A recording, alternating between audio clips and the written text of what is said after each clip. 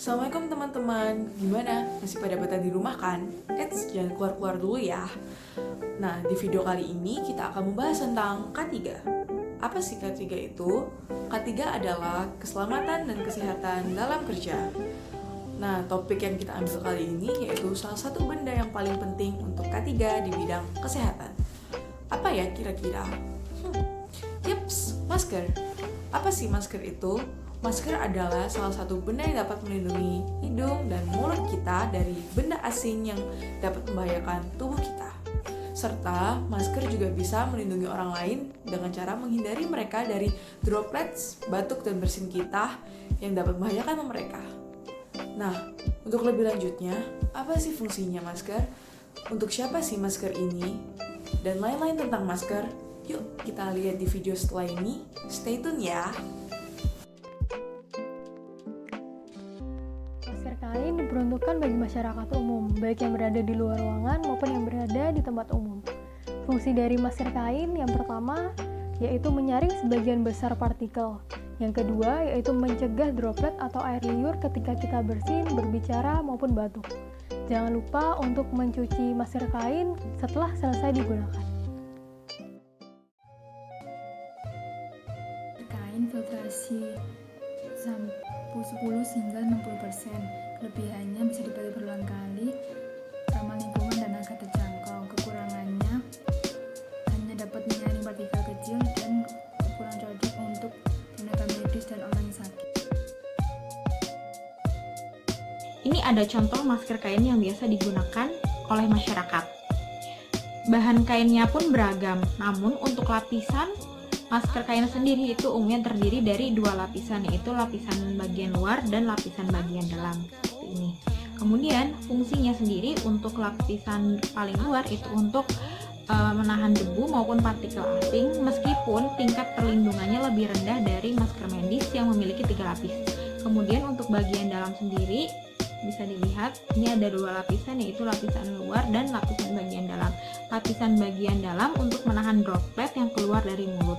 Kemudian untuk penggunaan masker sendiri itu bisa digunakan berulang kali dengan cara mencuci setelah pakai. Fungsi dan kegunaan masker bedah yaitu pada bagian putih untuk menyerap lendir maupun kelembapan. Kemudian pada bagian yang berwarna digunakan untuk agar cairan ataupun air tidak bisa terserap oleh masker ataupun masuk ke dalam masker. Seperti yang kita ketahui bahwa penggunaan masker bedah lebih baik daripada penggunaan masker kain atau masker buatan rumahan. Ini dikarenakan tingkat filtrasi dari masker bedah sendiri bisa mencapai 95% tergantung berapa lapisan dan apa struktur pembuat masker bedah tersebut. Dan juga masker bedah bisa memfiltrasi partikel hingga ukuran 0,1 mikron. Ini yang membuktikan bahwa penggunaan masker bedah lebih baik daripada penggunaan masker kain atau masker buatan rumahan, apalagi jika digunakan pada masa pandemi COVID-19 seperti saat ini. Jadi di sini saya akan membahas bagian-bagian dari masker medis atau surgical mask. Nah, seperti yang kita tahu bahwa masker medis memiliki 3 fungsi. Nah, awalnya seperti ini ya, utuh, belum saya gunting. Lalu ini setelah saya gunting, jadi memiliki 3 bagian, yaitu lapisan dalam, tengah, dan luar. Untuk fungsinya sendiri yaitu lapisan dalam ini untuk menyerap cairan yang keluar dari mulut kita. Lalu yang nomor 2 ini berfungsi untuk memfiltrasi kuman dari luar. Lalu setelah itu yang hijau ini itu fungsinya untuk anti air, jadi melindungi dari air agar tidak menyerap seperti itu. Terima kasih. Masker N95 berfungsi untuk melindungi hidung dan mulut dari droplet maupun debu, tetapi juga bisa melindungi dari partikel kecil hingga 95%. Masker ini diutamakan dipakai oleh tenaga medis yang berkontak langsung dengan pasien. Oke, selanjutnya mengenai filtrasi masker N95. Masker N95 sendiri ini memiliki 9 lapisan filtrasi. berbeda dengan masker fiber biasa yang hanya memiliki 3 lapisan filtrasi.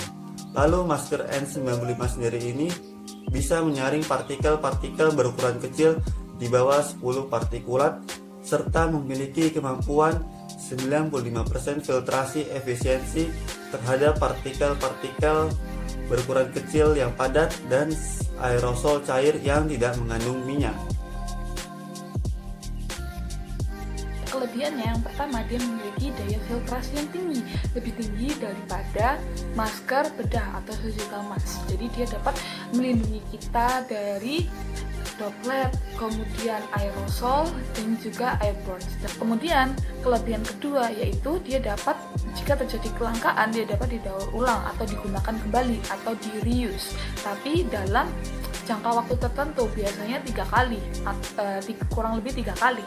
Nah, biasanya caranya itu bisa dijemur di bawah sinar matahari, karena biasanya panas dapat menghilangkan transmisi virus yang ada di sekitar masker atau transmisi bakteri. Ya, bisa juga seperti menurut penelitian yang disebutkan di atas ini dari Duke University, kalau misalkan hidrogen klorid vapor itu bisa sebagai dekontaminasi dari masker N95 tanpa mengurangi dari kemampuan filtrasinya. Selain itu, kelebihan ketiga selain bisa digunakan yaitu dia memiliki bentuk yang bulat seperti ini. Jadi bentukan bulat ini dia lebih menutup di daerah hidung dan juga mulut, sehingga memberikan proteksi yang lebih daripada masker bedah. Nah, selanjutnya kita lanjut ke kekurangan. Kekurangannya yang pertama dari harga, relatif lebih mahal. Kemudian dari bahannya dia kurang elastis, jadi sehingga mungkin ada sedikit kurang nyaman waktu dipakai, dan juga kalau dipakai lama akan menimbulkan bekas. Nah, yang ketiga itu juga membuat susah atau sedikit mengganggu pernafasan jika dipakai dalam jangka waktu yang sangat panjang. Nah, baik, itu adalah kelebihan dan kekurangan dari masker N95.